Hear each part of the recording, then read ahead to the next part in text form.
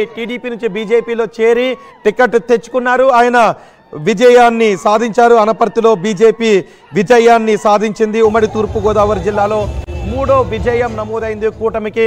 Rajahmundry city, Rajahmundry rural, Anaparthi మూడు చోట్ల విజయాన్ని అనౌన్స్ చేశారు. అనపర్తిలో నల్లిమిల్లి విజయాన్ని ఖరారు చేశారు. మనం ఆర్టీవీ స్క్రీన్ పైన చూడొచ్చు. ఆంధ్రప్రదేశ్లో కూటమి ప్రస్తుతం 156 స్థానాల్లో ఆధిక్యతను కనబరుస్తోంది. వైసీపీ 19 స్థానాల్లో ఆధిక్యతను కనబరుస్తోంది.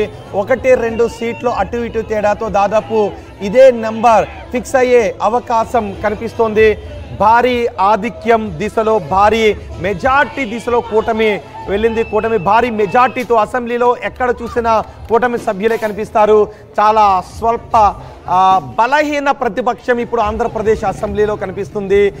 ఆంధ్రప్రదేశ్ అసెంబ్లీలో గత ప్రతిపక్షానికంటే తక్కువ స్థానాలకు ఇప్పుడు వైసీపీ పరిమితం అయిపోయే పరిస్థితి మనకి కనిపిస్తోంది. గత ఎన్నికల్లో కేవలం 24 మంది సభ్యుల ప్రతిపక్షంలోనే ఉన్నారు. కానీ కొంతమంది సభ్యులు టీడీపీ నుంచి వైసీపీ నగర్లో రోజా ఓటమి తర్వాత నగర్లో రోజా మాట్లాడకుండా కారెక్కి వెళ్ళిపోతూ ఉన్నారు. ట్వీట్ మాత్రం చేశారు. కొన్ని పరిస్థితులు గుణపాఠాలు నేర్పుతాయి అంటూ ఓటమి విజయం తీసుకు అడుగులు వేస్తుంది. కొన్ని తప్పులు గుణపాఠాన్ని కూడా నేర్పుతాయి, లెసన్స్ నేర్పుతాయి అంటే ఆమె ట్వీట్ చేశారు. ఇప్పుడు ఆమె ఎవరితోనూ మాట్లాడకుండా కౌంటింగ్ కేంద్రం దగ్గర నుంచి ఆమె కారెక్కి వెళ్ళిపోతున్న పరిస్థితి కనిపిస్తుంది. నన్ను సొంత పార్టీ నేతలే ఓడిస్తారు అంటూ ఆమె కొన్న ట్వీట్ కూడా చేశారు. కొన్నిసార్లు మీడియాతో కూడా మాట్లాడారు. నగరి రోజా కౌంటింగ్ కేంద్రం దగ్గర నుంచి వస్తున్నారు. నగరిలో రోజా ఓటమితో ఆమె అక్కడ నుంచి వెళ్ళిపోతున్న పరిస్థితి మనకి కనిపిస్తోంది. మంత్రి రోజా దాదాపు ఆంధ్రప్రదేశ్లో మంత్రులందరూ ఓటమి పాలయ్యారు. మంత్రులందరూ ఓటమి దిశగానే వెళుతున్నారు. చిత్తూరులో గాలి భానుప్రకాష్ పై నగరి లో మంత్రి రోజా ఓటమి దిశగా వెళ్తుండటంతో ఓటమిని అంగీకరిస్తూ ఆమె అక్కడి నుంచి వెళ్ళిపోతున్న దృశ్యాలు మనం ఆర్టీవీ స్క్రీన్ పైన చూస్తున్నాం. ప్రస్తుతం అధికారిక వెబ్సైట్ ఈసీ అధికారిక వెబ్సైట్ని మనం చూస్తే 130 స్థానాల్లో టీడీపీ ఆధిక్యతను కొనసాగిస్తోంది. టీడీపీ కూటమి. వైసీపీ కేవలం 19 స్థానాల్లో మాత్రమే ఆధిక్యతను కొనసాగిస్తోంది. జనసేన 7 చోట్ల ఆధిక్యతను కొనసాగిస్తుంటే బీజేపీ 7 చోట్ల ఆధిక్యతను కొనసాగిస్తోంది ఆంధ్రప్రదేశ్లో. నగర్లో రోజా ఓటమిని అంగీకరిస్తుంది. దాదాపు మంత్రులందరూ ఓటమి దిశగానే వెళ్తున్నారు. చీపురుపల్లిలో బొత్స సత్యనారాయణ కూడా వెనుకంజలో ఉన్నారు. సుమారు 2000 ఓట్ల తేడాలో 7వ రౌండ్ పూర్తయ్యేసరికి ఆయన ఓటమిలో కనబడుతున్నారు. ఇంతకుముందే మనం చూసాం కొడాలి నాని కౌంటింగ్ కేంద్రం దగ్గర నుంచి వెళ్ళిపోయారు. ఇప్పుడు రోజా కూడా కౌంటింగ్ కేంద్రం దగ్గర నుంచి వెళ్ళిపోతున్న పరిస్థితి. అనిల్ కుమార్ యాదవ్ కూడా ఆయన కౌంటింగ్ కేంద్రం నుంచి వెళ్ళిపోయారు. ఈసారి అనిల్ కుమార్ ఎంపీ స్థానానికి పోటీ చేశారు. ఆయన ఓటమి పాలు కావడంతో ఆయన అక్కడ నుంచి వెళ్ళిపోయారు.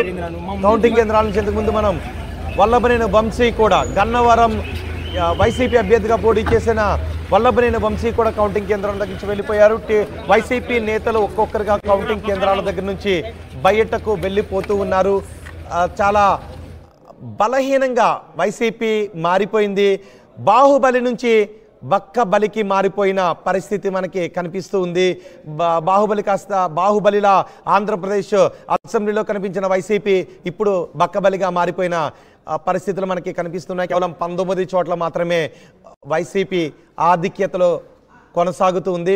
156 స్థానాల్లో టీడీపీ కూటమి. టీడీపీ 136, జనసేన 19 చోట్ల, బీజేపీ 7 చోట్ల ఆధిక్యతను కనబరుస్తుంది. అధికారిక వెబ్సైట్ ఈసీ వెబ్సైట్ ప్రకారం ఈసీ వెబ్సైట్లో పోస్ట్ చేసే ముందుగానే మా అభ్యర్థులు టెక్నాలజీ అని అందిపుచ్చుకుని ఉన్న ఆర్టీవీ అభ్యర్థులను వందలాదిగా ఆయా కౌంటింగ్ కేంద్రాల దగ్గర మోహరించి ఉంది. అధికారిక వెబ్సైట్లో పోస్ట్ చేయడానికంటే ముందే ఆ ఫలితాన్ని మీకు అందిస్తోంది ఆర్టీవీ మొదటి నుంచి ఏ ఫలితాన్ని అయితే చెబుతూ వస్తుందో ఇప్పుడు ఆంధ్రప్రదేశ్లో అవే ఫలితాలు ప్రతిబింబిస్తున్నాయి. ఉమ్మడి తూర్పుగోదావరి జిల్లాలో 3 స్థానాలను అనౌన్స్ చేశారు. రాజమండ్రి రూరల్, రాజమండ్రి సిటీ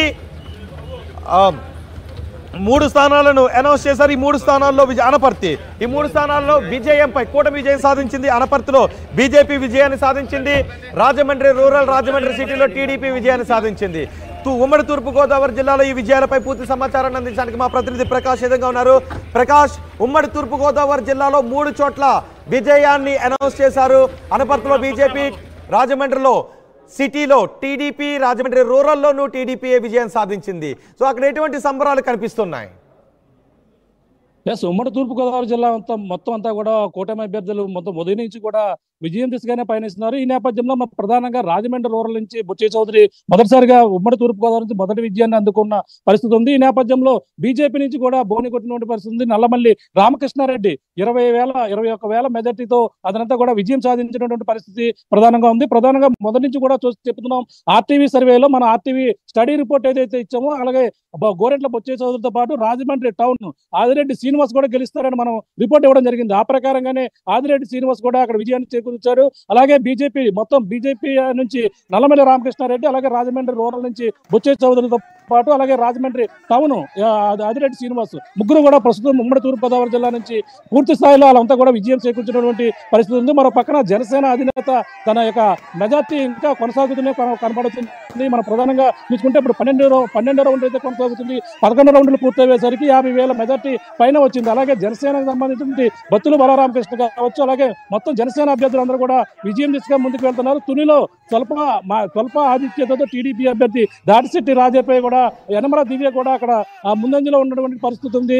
అలాగే రంపచోడవరం నుంచి మిరియాల శిరీష కూడా ముందంజలో ఉన్న పరిస్థితి ఉంది. మొదటి నుంచి కూడా వైసీపీ వస్తుందని ఆశించారు, కానీ అక్కడ టీడీపీ కూటమి అభ్యర్థి మిరియాల శిరీష కూడా అక్కడ ముందంజలో కొనసాగుతున్న పరిస్థితి ఉంది. ప్రధానంగా ఉమ్మడి తూర్పుగోదావరి జిల్లా అన్ని ప్రాంతాలలో కూడా కూటమి అభ్యర్థులే ముందంజలో ఉన్న పరిస్థితి ప్రధానంగా కనపడుతుందని చెప్పాలి. ఇక్కడ మరో పక్కన జనసేన అధినేత పవన్ కళ్యాణ్ భారీ మెజార్టీతో మరొక 6 రౌండ్లు మిగిలి ఉన్నాయి. 6 రౌండ్లకు సంబంధించి ఇంకా భారీ మెజార్టీ వచ్చే అవకాశం ఉందని అంచనాలు వేస్తున్నారు. మరో పక్కన జనసేన అధినేత పవన్ కళ్యాణ్ మరో కొద్దిసేపట్లో కాకినాడ కౌంటింగ్ సెంటర్ కూడా రాబోతున్నారు. కౌంటింగ్ సెంటర్కి వచ్చి ఆయన అధికారికంగా తన విజయానికి సంబంధించిన భారీ మెజార్టీతో మొదటిసారిగా గెలిచినటువంటి ఆయన చేతుల మీదుగా ఆయన ఎమ్మెల్యేగా యొక్క సంబంధించినటువంటి పత్రాన్ని కూడా అందుకోవడానికి కూడా పవన్ కళ్యాణ్ కొద్దిసేపట్లో ఇక్కడికి మంగళగిరి నుంచి కాకినాడ కౌంటింగ్ సెంటర్కి అయితే వచ్చేందుకు అన్ని ఏర్పాట్లు కూడా చేస్తున్న పరిస్థితి ప్రధానంగా ఉందని చెప్పాలి. రోహిత్. రైట్ ప్రకాష్, జనసేన అధినేత పవన్ కళ్యాణ్ టీడీపీ అధినేతకు విశేష చెప్పడానికి కూడా వెళ్ళటానికి ఆయన బయలుదేరుతున్నట్టుగా తెలుస్తుంది. మరి కొద్దిసేపట్లో ఆయన పిఠాపురం వెళ్ళి ఆయన సైన్ కూడా చేస్తారు. ఆయన భారీ విజయం దిశగా ముందుకు దూసుకు వెళ్ళిపోతున్నారు. ఎస్, బ్రేకింగ్ న్యూస్ చూస్తూ ఉన్నాం.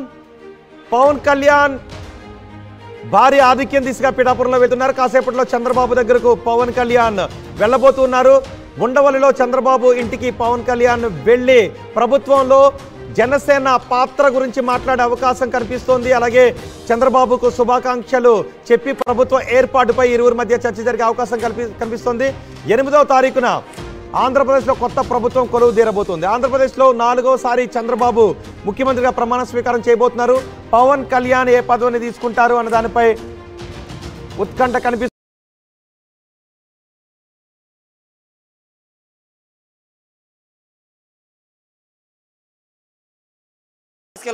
అంశం మీద చర్చ జరిగే అవకాశం అయితే కనబడుతుంది. సాయంత్రం 4 గంటల ప్రాంతంలో పవన్ కళ్యాణ్ అమరావతికి వచ్చే అవకాశం అయితే కనబడుతుంది. చంద్రబాబు పార్టీ కార్యాలయానికి వస్తారని చెప్పారు, కానీ ఆయన ప్రస్తుతం ఉండవల్లిలోని తన నివాసంలోనే చంద్రబాబు లోకేష్ అక్కడే ఉన్నారు. పవన్ కళ్యాణ్ కూడా ఉండవల్లి వెళ్లే అవకాశం కూడా కనబడుతుంది. ఇప్పటికే అటు రాష్ట్ర పోలీస్ బాస్ డీజీపీ కూడా పూర్తి స్థాయిలో చంద్రబాబుకి సంబంధించినటువంటి ఇంటి దగ్గర, అదేవిధంగా పార్టీ కార్యాలయం వద్ద భారీ భద్రతను ఏర్పాటు చేశారు. మరోవైపు 2-3 గంటల్లోనే 3-4 గంటల ప్రాంతంలో డీజీపీతో పాటు సీఎస్, అదేవిధంగా ఇంటెలిజెన్స్ డీజీ వీళ్ళంతా చంద్రబాబు నాయుడు కలిసే అవకాశం కూడా కనబడుతున్న నేపథ్యంలో ప్రభుత్వ ఏర్పాటుతో పాటు ప్రమాణ స్వీకారానికి సంబంధించి తర్వాత 8వ తారీఖు ప్రమాణ స్వీకారం అంటున్నారు. ప్రమాణ స్వీకారం అయిన తర్వాత కొత్త ప్రభుత్వంలో కూటమికి సంబంధించినటువంటి టీడీపీకి సంబంధించినటువంటి పాత్రతో పాటు జనసేన పార్టీ ఎన్ని మంత్రి పదవులు, పవన్ కళ్యాణ్ సంబంధించినటువంటి పదవి ఏ పదవి, అదేవిధంగా బీజేపీ నుంచి గెలిచినటువంటి అభ్యర్థులకు సంబంధించినటువంటి మంత్రి పదవులు, ఇలా అన్ని అంశాల మీద ఈరోజు సాయంత్రం రేపు చర్చించుకునే అవకాశం కనబడుతుంది. ఇవన్నీ కూడా చాలా వేగంగానే చేసే అవకాశం కనబడుతుంది. ఎందుకంటే పాలన గాడిలో పెట్టాలనే ఆలోచనలు చంద్రబాబులు ఉన్నారు కాబట్టి పూర్తి స్థాయిలో ప్రమాణ స్వీకారం లోపే అన్ని ఒక కొలికి తీసుకొచ్చి మంత్రి పదవులకు సంబంధించి కానీ పవన్ కళ్యాణ్కి ఏం పదవి ఇవ్వాలని దానిపైన ఒక క్లారిటీ నిర్ణయం తీసుకుని పూర్తి స్థాయిలో ప్రమాణ స్వీకారం చేసిన మరుక్షణం నుంచే పాలన మీద చంద్రబాబు దృష్టి పెట్టే అవకాశం కనబడుతుంది. ఇటువైపు అమరావతితో పాటు మరోవైపు పోలవరం, ఈ 2 ప్రాజెక్టులతో పాటు కీలకమైనటువంటి మేనిఫెస్టోకి సంబంధించిన అంశాల మీద, అమలుకు సంబంధించిన అంశాల మీద దృష్టి పెట్టే అవకాశం అయితే కనబడుతుంది. ప్రస్తుతానికైతే పవన్ కళ్యాణ్ కాకినాడ వెళుతున్నారు. కాకినాడ నుంచి నేరుగా 4 గంటల ప్రాంతంలో అమరావతికి వచ్చి చంద్రబాబు నాయుడిని కలవబోతున్నారు. రోహిత్. రైట్ రాజేష్, అమరావతిలో అప్పుడే సంబరాలు మిన్నంటిన పరిస్థితి కనిపిస్తోంది. పవన్